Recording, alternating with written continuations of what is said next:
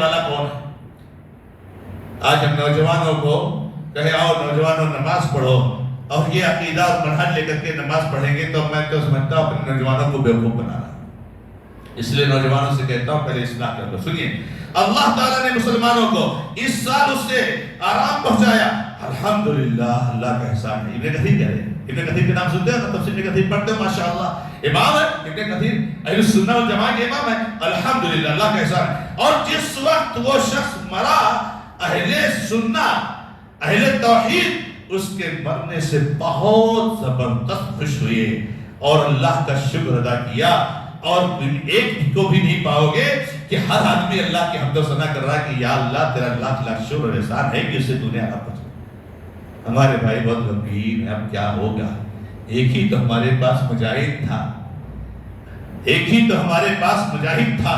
اور سنیے، امام احمد بن حنبل کا نام سنے ہوا، امام بن احمد رحمۃ اللہ علیہ، احمد بن حنبل کے بارے میں آتا ہے ابن ابی دواد، امام احمد بن حنبل کے زمانے کا ایک بدعتی جو خلق قرآن کے فتنے کا شکار ہوا۔ قرآن مخلوق ہے، جو فتنہ اٹھا تھا نا، جس میں احمد بن حنبل کو بہت تکلیف دی گئی تھی، مارا پیٹا اور سب کچھ، کتنا مسائل ہوئے اور کتنے مسلمانوں کو اہل سنہ کو قتل کیا گیا تھا۔ تو کہہ رہے ہیں کہ ایک آدمی ابن ابی دواد پر کچھ مصیبت آتی ہے، پریشانی آتی ہے، کچھ تکلیف آتی ہے تو کچھ لوگ خوش ہوتے ہیں۔ تو امام احمد بن حنبل کہتے ہیں وَمَن لَا يَفْرَحُ بِهَذَا، اور کون نہیں خوش ہوگا، کون نہیں خوش ہوگا؟ اہل بدعت پر کوئی تکلیف آئے تو خوش کون نہیں ہوگا بھائی؟ کیوں نہیں خوش ہے؟ امام احمد بن حنبل رحمۃ اللہ السنہ للخلال میں یہ روایت ہے۔ اسی طریقے سے ابو القاسم الخفاف کے پاس جب ابن المعلم کے موت کی خبر پہنچی تو انہوں نے فوراً، اللہ وہ شیعہ تھا، یہ شیعہ تھا، شیعوں کا فقیہ تھا۔ شیعہ بہت چھوٹا لفظ ہے میرے بھائی، رافضی اور بڑا لفظ ہے یاد رکھنا۔ اور یہ جو مرا ہے نا وہ رافضیوں کا امام تھا، شیعہ شاید اس سے تھوڑا چھوٹا ہو جاتا ہے۔ آپ کو فرق بتا دو، شیعہ میں بہت سارے فرقے ہیں میرے بھائی، تو شیعہ رافضی یہ ان کا سب سے ہائی کوالٹی کا ہے، کفر میں اور شرک میں اور بدعات میں اور سب صحابہ میں اس کا امام تھا۔ وہ کہہ رہے فقیہ الشیعہ تھا، جس وقت مرا تو اس وقت انہوں نے اللہ کے لیے سجدہ شکر کیا۔ بتانا آپ کو یہ چاہتا ہوں نوجوان دوستو کہ عقیدہ اگر ہمارا درست نہیں ہے اور ہمارا منہج درست نہیں ہے، ہم سمجھتے نہیں ہیں کہ عقیدہ اور منہج کیا ہے، تو میرے بھائیوں یہ سب سے پہلے آپ سے مطلوب ہے، سب سے پہلے مطلوب ہے۔ ہمیشہ اللہ رب العزت سے ایک بیماری سے پناہ مانگ کرو، بہت خطرناک بیماری میرے بھائیوں، یہ بیماری بہت خطرناک ہے، دلوں میں ایسے گھس جاتی ہے کہ پتہ نہیں چلتا ہے میرے بھائیوں، اور وہ نفاق کی بیماری ہے، نفاق کی بیماری ہے۔ نفاق کی بیماری بہت خطرناک بیماری ہے، اندر سے کھوکھلا کر دیتی ہے، انسان کو ختم کر دیتی ہے، اور انسان نماز پڑھ رہا ہے، روزے رکھ رہا ہے، داڑھیاں بڑھائے ہوا ہے، کپڑے ٹکنے سے اوپر رکھا ہوا ہے، ذکر کر رہا ہے، تسبیح تحلیل کر رہا ہے۔ آپ کو اس پر بھی ایک واقعہ سنا دوں کہ نفاق کی بیماری سے کتنا زیادہ اسلاف کرام ڈرتے تھے میرے بھائی۔ یہ سب ہوتا ہے نا نفاق کی وجہ سے ہوتا ہے، نفاق کی بیماری رہتی ہے، دل کھوکھلا ہو جاتا ہے، ختم ہو جاتا ہے۔ اس لیے ہمیشہ نبی صلی اللہ علیہ وسلم صحابہ کرام نفاق سے پناہ مانگتے تھے اللہ کی۔ آپ کو ایک واقعہ سناؤ، بڑا دلچسپ واقعہ ہے۔ امیر المومنین رضی اللہ تعالیٰ عنہ، عمر بن خطاب رضی اللہ تعالیٰ عنہ پر جب حملہ ہوا، آپ لوگ جانتے ہیں کہ ان پر نماز کی حالت میں حملہ کیا گیا، اور ان پر جب حملہ ہوا امیر المومنین رضی اللہ تعالیٰ عنہ پر، تو خنجر مارا گیا ان کو، اور بہت گہرا زخم لگا، بہت گہرا زخم لگا۔ آپ کو معلوم ہے ان کے بارے میں عمر بن خطاب رضی اللہ تعالیٰ عنہ کی فضیلت اور ان کے مقام کی طرف میں نہیں جانا چاہتا، سب کو معلوم ہے ماشاءاللہ تبارک اللہ کہ وہ کیا ہیں، نام لے لو تو بس خلاص، نام لے لو تو ایمان تازہ ہو جاتا ہے۔ عمر کا نام آتا ہے تو ایمان جیسے کھل جاتا ہے، روشنی ہو جاتی ہے جیسے دل میں۔ ابو بکر، عمر، عثمان، اور ابو بکر اور عمر اور عثمان کا نام اگر ان کے حال آ جائے تو دل میں نحوست آ جاتی ہے۔ آپ کو معلوم ہے ان کے گھروں میں جو ٹوائلٹ بنے ہوتے ہیں اس پہ ابو بکر، عمر، عثمان لکھا ہوا ہوتا ہے، یہ آپ کو معلوم ہے کہ نہیں معلوم؟ اپنے ٹوائلٹ میں ابو بکر، عمر، عثمان اس پہ گندگیاں کرتے ہیں، عائشہ ان کا نام رکھا رہتا ہے، اور ایسی چیزیں ہوتی ہیں جس پر عائشہ کا نام لکھ کر اور صحابہ کرام کا نام لکھ کر کے اس کو صبح و شام پیر سے دھوتے ہیں میرے بھائی۔ عمر رضی اللہ تعالیٰ جب خنجر مارا گیا، ہم سب لوگوں کو اللہ رب العزت سے ڈرنا چاہیے میرے بھائیوں، نفاق سے۔ ایسا تو نہیں کہیں جو ہے کہ جیسے ایک حدیث ہے، میں نے یہاں پر لکھا ہے کہ اللہ کے نبی علیہ الصلوۃ والسلام فرمایا یہ جو ایمان ہے نا، یہ ایمان آہستہ آہستہ کمزور پڑتا ہے، کمزور پڑتا ہے آہستہ آہستہ۔ جیسے کپڑا پہنتے پہنتے بوسیدہ ہوتا ہے، بوسیدہ ہوتا ہے، ختم ہو جاتا ہے، پھٹ جاتا ہے، ایسے ایمان آہستہ آہستہ کمزور ہو جاتا ہے۔ اگر اچھے علماء کے ساتھ نہ بیٹھے اور اچھے علماء کے بیان نہ سنیں اور ایسے ہی جو ہے ڈاکٹر اسرار اور انجینئر مرزا اور جو ہے کیا نام ہے وہ فلانا و دھماکہ ایسے ہی ملتے رہیں گے، تب تو ختم ہو جائے گا، ختم ہو جائے گا۔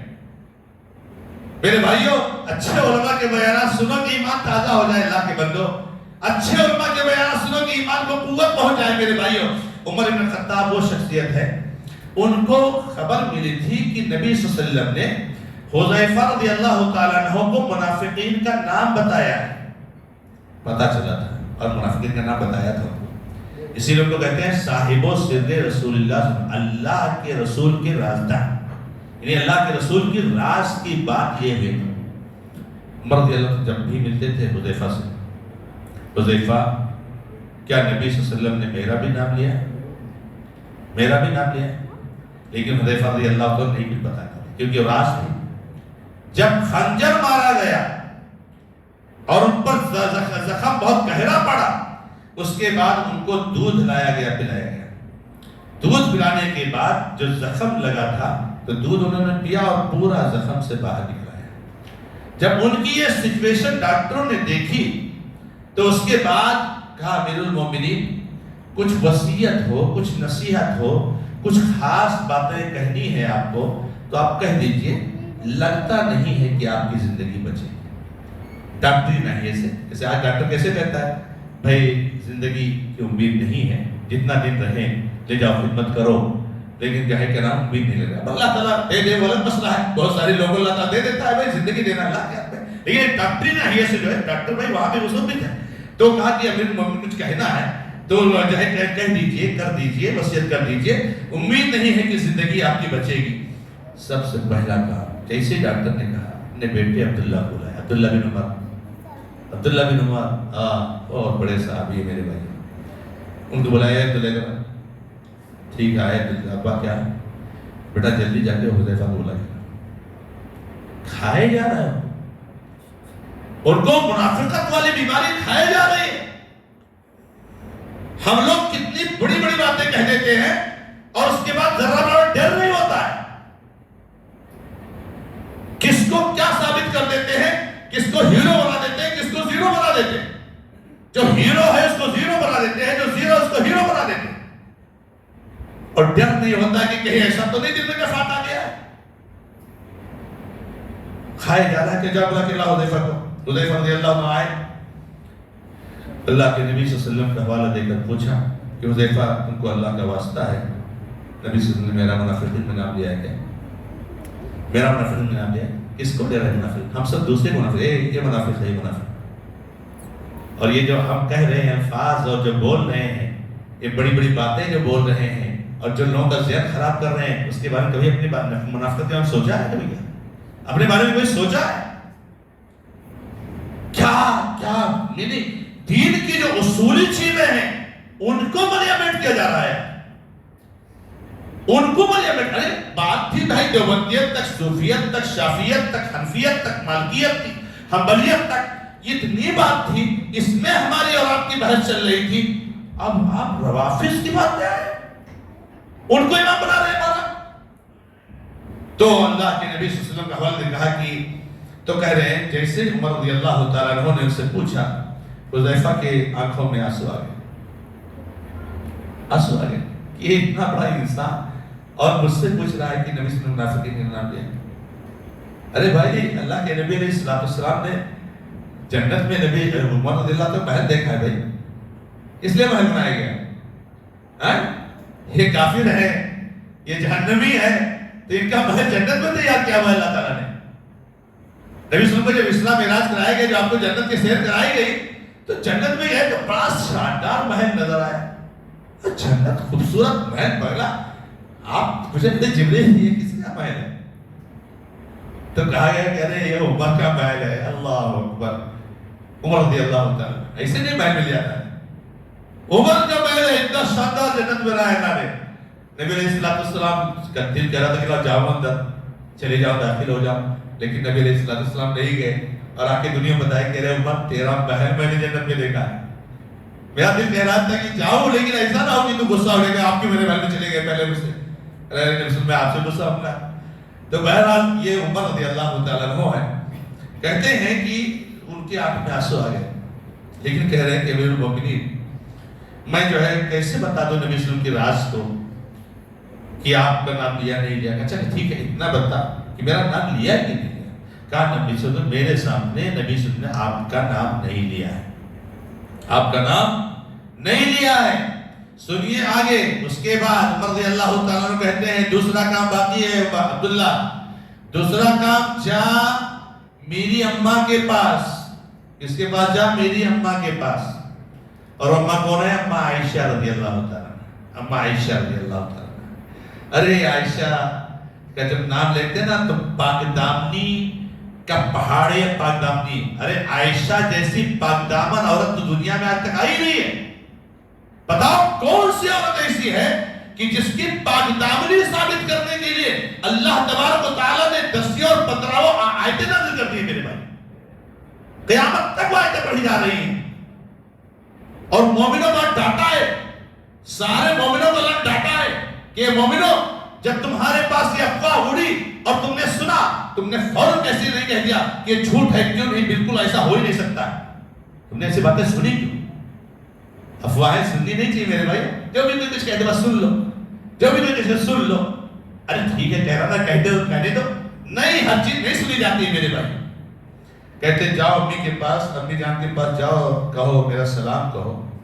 اور دیکھو وہاں امیر المومنین مت کہنا، امیر المومنین مت کہنا. وہاں کہنا کہ عمر نے سلام کہا ہے اور عمر کی خواہش ہے کہ اگر آپ کی پرمیشن ہو تو مرنے کے بعد، چونکہ مرنے کا قریب آ گیا، خنجر کا زخم بہت گہرا لگا ہوا ہے، تو میں بھی اپنے ساتھیوں کے بغل میں دفن ہو جاؤں.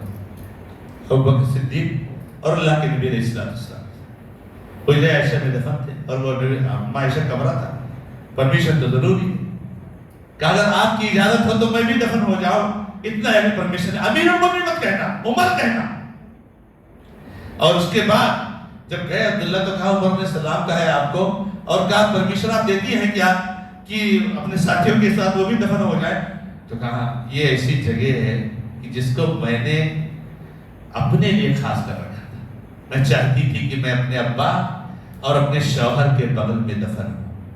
میرے ابا بھی ہیں یہاں اور میرے شوہر بھی یہاں، لیکن عمر کی میرے مقام، میرے یہاں زیادہ مقام ہے. عمر اگر چاہتے ہیں تو میں بالکل دینے کے لیے تیار. پرمیشن مل گئی میرے بھائی. اس کے بعد آتے ہیں اور عبداللہ بن عمر رضی اللہ عنہ کہتے ہیں کہ ان کا سر ایسے نیچے گر جاتا ہے، زمین کی پہ جانے لگتا ہے، وہ سنبھالتے ہیں تو کہتے ہیں میرے چہرے کو کیوں روکتے ہو؟ زمین پر جانے دو، اس کو مٹی میں رگڑ دینے دو. عمر ہلاک ہو گیا اگر اللہ تعالیٰ نے کل قیامت کے دن عمر کو معاف نہیں کیا. اس کو مٹی میں رگڑ دو، کیا حیثیت ہے؟ عمر ہلاک ہو گیا اگر اللہ تبارک و تعالیٰ نے کل قیامت کے دن معاف نہیں کیا.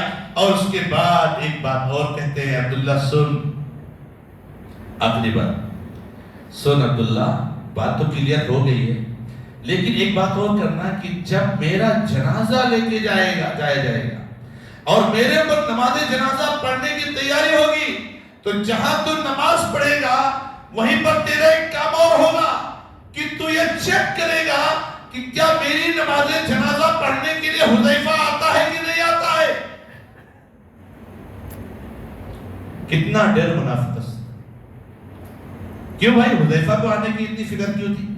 حذیفہ کو آنے کی فکر یہ تھی کہ حذیفہ رضی اللہ تعالیٰ عنہ کو جب سے نبی صلی اللہ علیہ وسلم نے منافقین کا نام بتایا تھا ان کے پاس لسٹ تھی کہ بھائی فلاں فلاں منافق ہے. وہ اس منافق کے جنازہ میں جاتے نہیں تھے. منافق کی جنازہ کیوں پڑھنا؟ ہاں یار رافضی کی جنازہ پڑھ رہے لوگ، خبیث کی جنازہ پڑھ رہے لوگ. حذیفہ نہیں جاتے تھے. جس کو نہیں معلوم پڑھے. مجھے میرے سے لسٹ دی ہے، میں نہیں جاؤں گا. اگر حذیفہ کسی جنازے میں آ گیا اس کا مطلب کہ اس کا نام منافقین کی لسٹ میں نہیں ہے، اس نے عبداللہ سے کہا کہ عبداللہ اس کو دیکھنا کہ حذیفہ آتا ہے کہ نہیں آتا ہے، حالانکہ کلیئر کر دیا انہوں نے کہ آپ کا نام نہیں لیا ہے، لیکن اتنا ڈر میرے بھائی، کیا ہم بات زبان سے کہتے ہیں اور کیا ہم کان سے سنتے ہیں اور ہمارے فکر کیا ہے، ہماری سوچ کیا ہے؟ آنے دو، اس کو بھی آنے دو، قبول کرو، یہ بھی دعوت پڑھنے دو، اس کی طرف بھی دعوت دو۔ آج بھائی دیوبندیوں کا ایک اجتماع ہے، پڑھ دو، دعوت جانے دو۔ اے بھائی آج آؤ جاؤ صوفیوں کا اجتماع، ارے آنے دو، پڑھنے دو، سب کو پڑھنے دو، سب کیا جانے دو۔ کانتین کا کھجر کر دیا، مکس کر دیا کیا؟ یہ مکس فروٹ جام ہے کیا؟ ارے کچھ ہے منہج ونہج کی نہیں ہے؟ کون سا بیان سننا ہے، کون سے اجتماع میں جانا ہے، کون سی باتیں سننی ہے، کچھ ہے اس کو ضابطہ کی نہیں ہے؟ ایک طرف بھیجتے ہو کہ جاؤ وہاں دیوبندیت اور صوفیت کی تردید سنو، اور ایک طرف بھیجتے ہو کہ جاؤ دیوبندیت اور صوفیت کے عقائد سنو اور اس کو اختیار کرو۔ میرے بھائیو، عبداللہ بن عمر رضی اللہ تعالیٰ عنہ نے جنازے کے وقت چیک کرنے لگے، دیکھا تو ماشاءاللہ حذیفہ آئے ہوئے، حذیفہ آئے ہوئے، خوش ہو گئے، اللہ کی تعریف ہے آپ کی۔ تو حذیفہ اب چونکہ مر چکے تھے، انتقال ہو چکا، ان کا بیٹا بڑا خوش ہے کہ حذیفہ آئے بھی، میرے منافقین میں سے نہیں ہے۔ منافقت اتنی بڑی بیماری ہے میرے بھائیوں، اتنے بڑے بڑے صحابہ کرام ڈرتے تھے منافقت سے، اور یہ اتنے خبیث قسم کے لوگ ہوتے ہیں منافقت والے کہ اللہ کے نبی صلی اللہ علیہ وسلم کا درس سنتے تھے۔ منافقین نبی علیہ السلام کے جمعہ کے خطبہ میں شریک ہوتے تھے، آپ کی زبان میٹھی، آپ کے الفاظ پیارے، آپ کا اخلاص، آپ کی تمنا، آپ کی حرص، آپ کی لالچ، آپ کے درس کو سن رہے ہیں، آپ کی باتوں کو سن رہے ہیں، لیکن اتنی خطرناک بیماری دل میں لگ گئی ہے منافقت کی کہ نبی صلی اللہ علیہ وسلم کی بات سن کر کے بھی نصیحت نہیں حاصل کرتے۔ نوجوانوں، اس چیز کو سب سے پہلے نمبر پر آپ جو ہے سمجھ کر کے لے لو، منہج عقیدے کی حفاظت کرو۔ اللہ جزائے خیر عطا فرمائے، بزرگوں پر یاد کر لو، ان کو بھی رمضان کے مہینے میں جو قبروں میں سوئے ہوئے ہیں، جنہوں نے اس عقیدے توحید کی حفاظت کی ہے میرے بھائیوں، دیوبندیت اور صوفیت کے اور درگاہ پرستی کے الغام سے بچا کر کے ہم تک اس امانت کو پہنچایا ہے میرے بھائیوں۔ یہ خیرہ خود یہ بڑا پرانا گاؤں ہے، اس گاؤں اس علاقے میں توحید کی شعائیں پھیلانے میں بڑا کردار رہا ہے میرے بھائی، یہاں کی بہت بڑی ذمہ داری بنتی ہے میرے بھائی۔ بہت پرانے زمانے سے لوگ تذکرہ کرتے ہیں، کون کون مولانا آتے تھے، یہاں پہ کون مولانا رہے ہوئے ہیں، کیسے دعوت کا کام ہوا ہے، یہاں سے دعوت کیسے روحا میں پہنچی، کیسے فلاں جگہ پہنچی، کیسے دوسری جگہ پہنچی۔ اللہ تعالیٰ ان بزرگوں پر رحم فرمائے، ان کی قبروں کو نور سے بھر دے۔ ہماری ذمہ داری ہے کہ اس عقیدے کو، اس منہج کو، نوجوان دوستوں، خیرہ کے نوجوانوں، روحا کے نوجوانوں، آس پاس کے نوجوانوں، اس کی حفاظت کرو۔ نبی علیہ السلام مرتے مرتے یہ کہہ گئے ہیں، دو چیز دے کر جا رہا ہوں، دو چیز دے کر جا رہا ہوں، اس کو سنبھال کر پکڑے رہنا ہے۔ آسان نہیں اتنا پکڑنا، جیسے کہتے ہو پکڑنا بڑا آسان نہیں، آسان نہیں، میں نے وہ بھی حدیث سے لکھا ہو چکی وقت نہیں ہے۔ اللہ کے نبی سے فرمایا کہ ایک ایسا زمانہ آئے گا کہ اس میں سنت پر عمل کرنے والا، سنت بولنے والا، یہ بڑا اچھا لگتا ہے، نہیں بھائی کسی کو برا مت کہو، سب اچھے ہیں، سب مسلمان ہیں، چلو پیمان نماز زیادہ پڑھ لو، چلو یہ کر لو، چلو اچھا لگتا ہے، سب کو بہت اچھا پیار لگتا ہے، لیکن آسان نہیں ہے اس کو بولنا۔ کتنے لوگ ناراض ہو جائیں گے، کتنے لوگ ناراض ہو جاتے ہیں۔ لوگ ہم کو پوسٹ بھیجے ایک دو لوگوں نے، ارے دنیا میں سبھی کافر ہیں تو مسلمان کون؟ دیوبندی کہتے وہابی کافر، وہابی کہتے دیوبندی کافر، تو مسلمان کون ہے؟ مسلمان وہ ہے جو قرآن حدیث پر ہے۔ آپ کو اتنا نہیں پتا؟ مسلمان کون ہے؟ مسلمان وہ ہے جو قرآن اور حدیث پر ہے۔ کسی کے کافر کہنے سے کوئی کافر نہیں ہو جاتا، کفر کرنے سے کافر ہوتا۔ صحابہ کرام کو کافر کہتے تھے، کافر ہو گئے؟ کافر کہنے سے کوئی کافر ہوتا ہے کیا؟ کافر کہنے سے کافر ہوتا ہے، کفر کرنے سے کافر ہوتا ہے۔ اور اللہ کے نبی فرماتے ہیں کہ دیکھو لوگوں، تمہارے بعد بہت سارے سب کے مہینے، سب کے دن ہیں، اس میں بہت ساری مشکلات آئیں گی۔ حق پر، سنت پر، منہج پر، عقیدے پر ڈٹنا جیسے کوئی ہاتھ میں انگارہ لیا ہو۔ جب ٹرائی کرو آج تھوڑا سا، ابھی جائیں گے گھر پہ نا تو کوئی کوئلہ والا چڑھ رہا ہو کہیں پر تو تھوڑا سا ہاتھ میں لے کے دیکھو تو کیسا لگتا ہے؟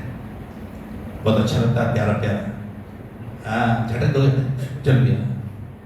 بڑا کڑوا ہے یہ، بڑا خطرناک ہے یہ جلا دیتا ہے، گھنٹوں میں جو ہے جا کر لوگ دور ہو جاتے ہیں. اور نبی صلی اللہ علیہ وسلم پر کہا میرے بھائی سنو، اس کی فضیلت بھی سنو. نبی صلی اللہ علیہ وسلم کہتے ہیں ارے وہ وقت ایسا آئے گا کہ ان میں سے ایک آدمی کو عمل کرنے کا ثواب سنت پر ہے، حق پر 50 لوگوں کے برابر ہے. تو صحابہ نے پوچھا نبی صلی اللہ علیہ وسلم 50 لوگ ان میں ان کے کہ ہمارے میں سے؟ تو کہا نہیں صحابہ تمہارے میں سے. یعنی وہ لوگ جو آئیں گے اتنا فتنے کا ماحول ہوگا کہ اس وقت سنت پر عمل کرنے ایک آدمی کو ثواب 50 صحابہ کرام کے برابر ملے گا ثواب. آسان ہے، کتنی فضیلت ہے. اور سنو، ایک موقع پر نبی صلی اللہ علیہ وسلم نے کہا کہ میرا دل کہتا ہے کہ میں اپنے بھائیوں کو دیکھ لوں. اللہ اکبر. وَدِدْتُ لَوْ رَأَيْتُ إِخْوَانِي، میرا دل کہتا ہے کاش اپنے بھائیوں کو دیکھ لیتا. کون بھائی ہے؟ تو صحابہ کہتے ہیں نبی صلی اللہ علیہ وسلم کیا ہم آپ کے بھائی نہیں ہیں؟ ہم آپ کے بھائی نہیں ہیں؟ آپ کو بہت خواہش ہو رہی ہے کہ اپنے بھائیوں کو دیکھ لیں. کہا نہیں، تم لوگ میرے صحابہ ہو. میرے بھائی تو وہ لوگ ہیں جو کہ میرے بعد آئیں گے اور سنت پر مضبوطی سے قائم رہیں گے. اللہ کے نبی علیہ السلام نے کہا ہے قرآن حدیث کو مضبوطی سے تھامے رہو اور آ کے کہاں حوض کوثر پہ ملاقات کرنا. سفر ذرا لمبا ہے لیکن سنبھالنے کی ضرورت ہے میرے بھائی. واللہ اگر توحید منہج عقیدہ نہیں ہے نا کچھ نہیں میرے بھائی، بیکار ہے سب. یہ دنیا کھوکھلی ہے میرے بھائی، یہ سب نماز مدد کچھ نہیں ہے، یہ سب دھوکے میرے بھائی. یہ آپ سمجھ لو، توحید اور منہج سے ہٹ کر یہ نمازیں یہ روزے سب ڈھونگ ہیں، یہ سب ضائع ہے، بیکار ہے، کوئی فائدہ نہیں اللہ کے بندوں نوجوانوں. اس لیے میرے بھائی جب آپ کی لڑکی کو کوئی لڑکا پیغام دے تو آپ سب سے پہلے جا کے پوچھو یہ لڑکا اہل حدیث ہے کیا؟ ہاں اہل حدیث ہے کیا؟ یہ مت پوچھو قرآن حدیث کی منہج پر چلنے والا ہے کیا. بہت سے لوگ چلنے والے قرآن حدیث کی منہج پر اہل حدیث نہیں بولتے. اہل حدیث نہ بولنا ہی منہجی خلل ہے. اہل حدیث نہ بولنا ہی منہجی خلل ہے میرے بھائیوں. اہل حدیث ہے کیا؟ اگر کہیں کہ ہاں یہ اہل حدیث ہے، اہل حدیث علماء سے اس کے روابط ہے، اہل حدیث علماء سے تعلقات ہے، الحمدللہ اپنی لڑکی کی شادی کر دیجئے، انشاءاللہ خیر ہوگا، جنت میں جائے گا. کیا سمجھتے میرے بھائی؟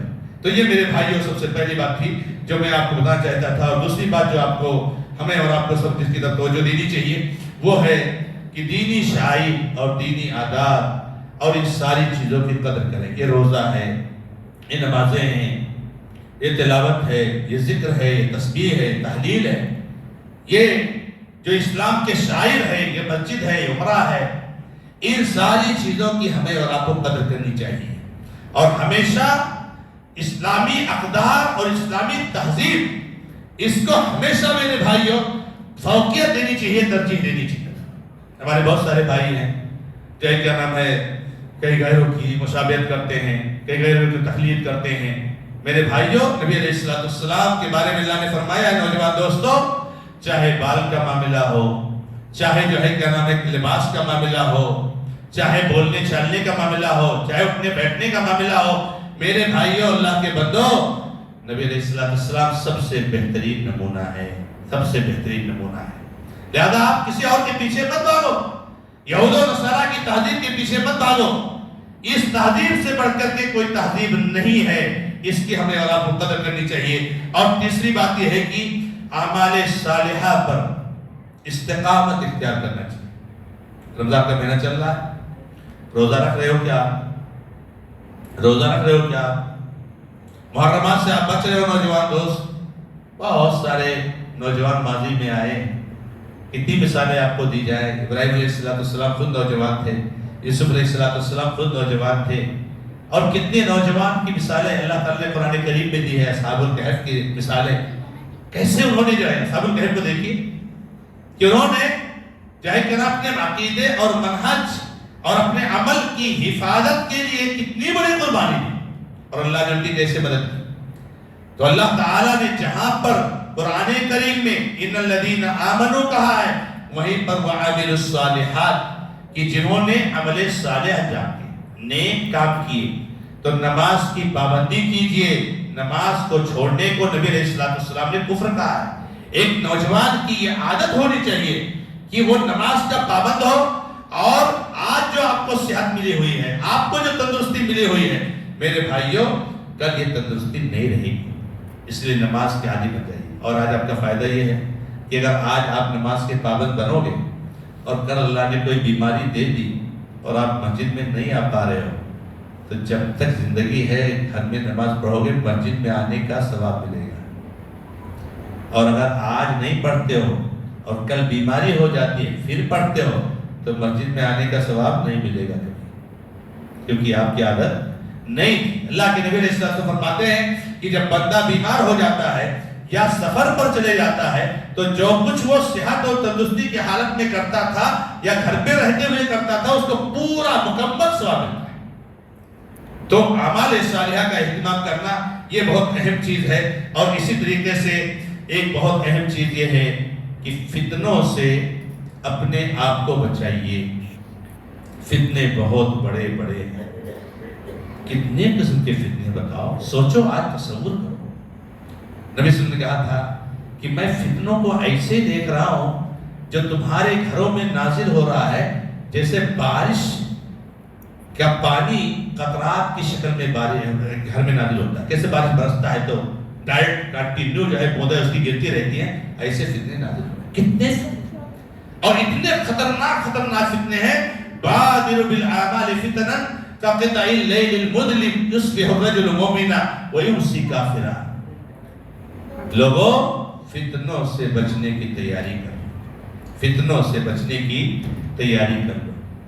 ایسے خطرناک فتنے ہوں گے کہ گھٹا ٹوپ تاریک والی رات سے زیادہ خطرناک ہوں گے. صبح آدمی مومن ہوگا، شام کو آدمی کافر ہوگا. شام کو مومن ہوگا، صبح آدمی کافر ہوگا. اور سب سے زیادہ اس کے شکار نوجوان ہوتے ہیں، نوجوان ہوتے ہیں. اور فتنوں سے بچاؤ کی سب سے بڑی تدبیر کیا ہے میرے بھائیوں؟ آپ کو معلوم ہونا چاہیے کہ یہ سب سے بڑی تدبیر نمبر 1 ہے کہ آپ علم کو حاصل کیجئے. علم کو حاصل کیجئے. میرے نوجوان پڑھتے ہی نہیں، سنتے ہی نہیں. میرے نوجوان دوست، امام صاحب درس دیتے ہیں مغرب کے بعد، فجر کے بعد، عشاء کے بعد، ٹائم ہی نہیں ہو جاتا. یہاں سے اٹھ کے وہی بغل میں جا کے، بغل میں مسجد کے وہی بیٹھے موبائل میں. یہ حالت ہے. انہوں نے کیا حالت بنائی اپنے مسجد کی؟ کیا حالت؟ کتنا minute? 4 minute, 6 minute, 8 minute, 10 minute. کیا سنیں گے اس میں؟ اللہ کے دین کا پیغام، اللہ کا پیغام، دنیا اور آخرت کی کامیابی کے وسائل، دنیا اور آخرت کی کامیابی کے راز. یہ ساری چیزیں یہاں بتائی جا رہی ہیں. اور ہمارا نوجوان بغل میں جا کر کے بیٹھتا ہے کسی کے اوٹے پر، کہیں مسجد کی جو ہے کیا نام ہے سیڑھیوں پر، اور مسجد کے باہر، اور جا کر کے وہاں گپ شپ جو شروع کرتا ہے، اور گیم اور موبائل اور social media, WhatsApp, Facebook. اللہ ہے، اللہ ہے. بہت بڑا فتنہ ہے. تو نبی صلی کہتے ہیں کہ صبح آدمی کافر ہوگا، شام کافر مومن ہوگا. تو اپنے دین کو تھوڑی سی دنیا کے لیے بیچ دے گا، تھوڑا سا فائدہ. کہیں پیسے کی لالچ مل جاتی ہے، آدمی ادھر چلے جاتا ہے. کہیں جو ہے کرسی کی لالچ مل جاتی ہے، آدمی ادھر چلے جاتا ہے. کوئی بیس، کوئی اصول، کوئی بنیاد ہے. اصول بناؤ میرے بھائی، اصول کو اختیار کرو میرے بھائی. اساس پر رہو، بنیاد پر رہو. اس بنیاد پر رہتے ہوئے مجھے جو بھی عہدہ مل جائے، مجھے جو بھی پیسہ مل جائے، مال مل جائے، وہی مجھے گوارا ہے. کہو کہ میں رسول سے ذرہ برابر انحراف کر لوں تو کیا اپنی آخرت کو برباد کر کے میں دنیا کو ترجیح دوں؟ نبی صلی اللہ علیہ وسلم فرماتے ہیں اپنے دین کو دنیا کے تھوڑے سے فائدے اور تھوڑے سے جو ہے کیا نام ہے مفاد اور نفع کے لیے وہ جو ہے چھوڑ دیتا ہے، چھوڑ دیتا ہے. اور آپ کو ایک بات بتا دو میرے بھائی، کوئی بھی چیز ہمیشہ یاد رکھنا یہ اصولوں سے بنتی ہے، اصولوں پر قائم ہوتی ہے، اصولوں سے چلتی ہے میرے بھائی، بنیاد سے چلتی ہے. جو ہمارے دینی اصول ہیں، ہمارے شرعی اصول ہیں، وہی اصول کسی بھی چیز کے لیے بنیاد ہوا کرتے ہیں، اور اسی کی بنیاد پر جو ہے کیا نام ہے حکم لگایا جاتا ہے کسی کے بارے میں بھی. تو جو ہے یہ اصول. دوسری بات کیا ہے اہل علم سے رابطے میں رہنا. نوجوان دوست آج اہل علم سے بہت دور ہو گئے، بہت دور ہو گئے، علماء سے بہت دور.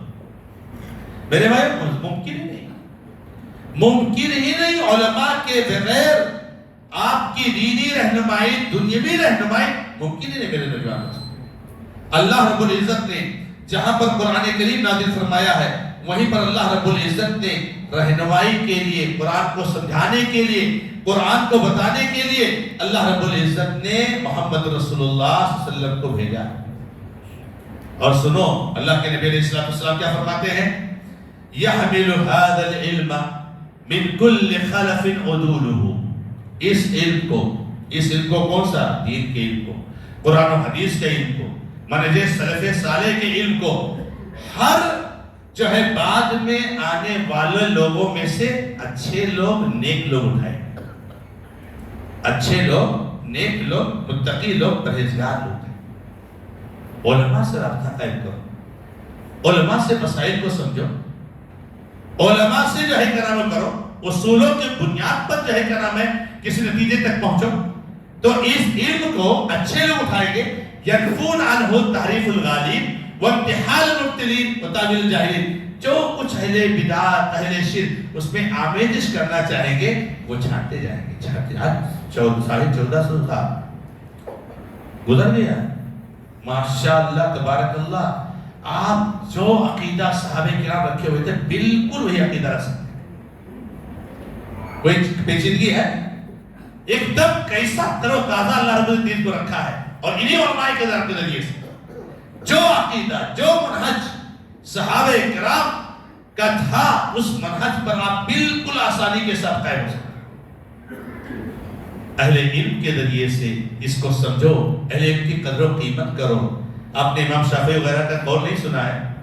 امام شافعی وغیرہ کہتے ہیں کہ جب میں کسی اہل حدیث کو دیکھتا ہوں، اور ظاہر سی بات اہل حدیث علماء، اہل حدیث عمل کرنے والے، تو ایسا لگتا ہے کہ میں نے کسی صحابی کو دیکھ لیا. آج لوگ امام شافعی کو بدنام کرتے ہیں. امام شافعی بہت بڑی شخصیت تھی، بہت بڑی شخصیت تھی میرے پاس. امام شافعی، امام بن حنبل، امام مالک، ان لوگوں کے عظمت میں اور ان کے مقام میں تو کوئی کلام ہی نہیں ہے. کلام صرف اس پر ہے کہ امام شافعی، امام ابو حنیفہ، امام حنبل، یہ سارے امام محدثین، بخاری، مسلم، یہ سب انسان تھے.